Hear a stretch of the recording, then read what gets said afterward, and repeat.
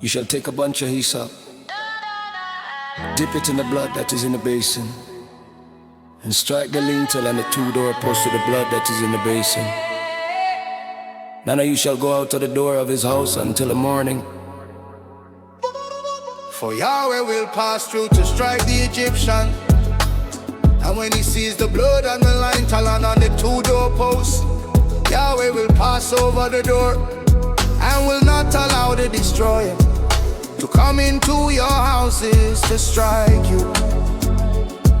Oh, you shall observe this thing for an ordinance to you and to your sons forever. Oh, it shall happen when you have come to the land which Yahweh will give you, as he has promised that you shall keep this service. It will happen when your children ask you, what do you mean by this service? Oh, that you shall say, it is the sacrifice of Yahweh's Passover, who passed over the houses of the children of Israel in Egypt, when he struck the Egyptians and spared our houses. The people bowed their heads and worship. The children of Israel went and did so, as Yahweh had commanded Moses and Aaron. So they did. At midnight Yahweh struck all the firstborn in the land of Egypt, from the firstborn of Pharaoh, who sat on his throne, to the firstborn of the captive who was in the dungeon, and all the firstborn of livestock. Pharaoh rose up in the night, he and all his servants and all the Egyptians. And there was a great cry in Egypt, for there was not a house where there was not one dead. He called for Moses and Aaron by night and said, rise up, get out from among my people, both you and the children of Israel, and go serve Yahweh.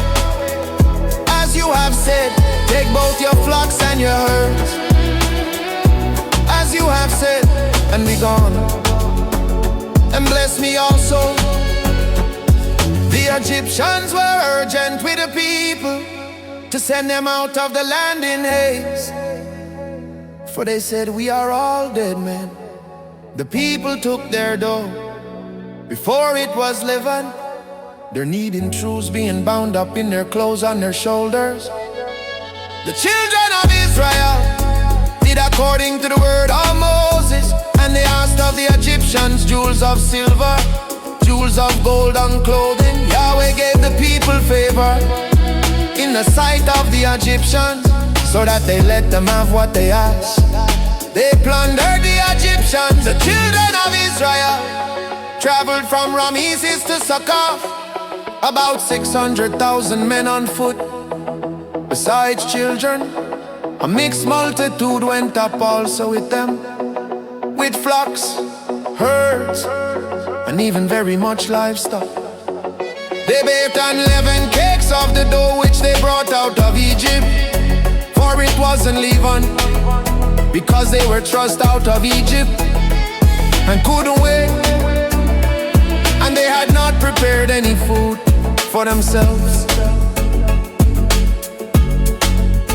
Now the time that the children of Israel lived in Egypt was 430 years. At the end of 430 years, to the very day, all of Yahweh's armies went out from the land of Egypt. It is a night to be much observed to Yahweh, for bringing them out from the land of Egypt. This is that night of Yahweh, to be much observed by all the children of Israel throughout their generations. Yahweh said to Moses and Aaron, this is the ordinance of the Passover. No foreigner shall eat of it, but every man's servant who is bought for money when you have circumcised him. Then he shall eat of it, a foreigner and a hired servant shall not eat of it. It must be eaten in one house. You shall not carry any of the meat outside of the house. You shall not break any of its bones. All the congregation of Israel shall keep it. When a stranger lives as a foreigner with you and would like to keep the Passover to Yahweh, let all his males be circumcised, and then let him come near and keep it. He shall be as one who is born in the land. But no uncircumcised person shall eat of it. One law shall be to him who is born at home, and to the stranger who lives as a foreigner among you. All the children of Israel did so, as Yahweh commanded Moses and Aaron. So they did. That same day, Yahweh brought the children of Israel out of the land of Egypt by their army.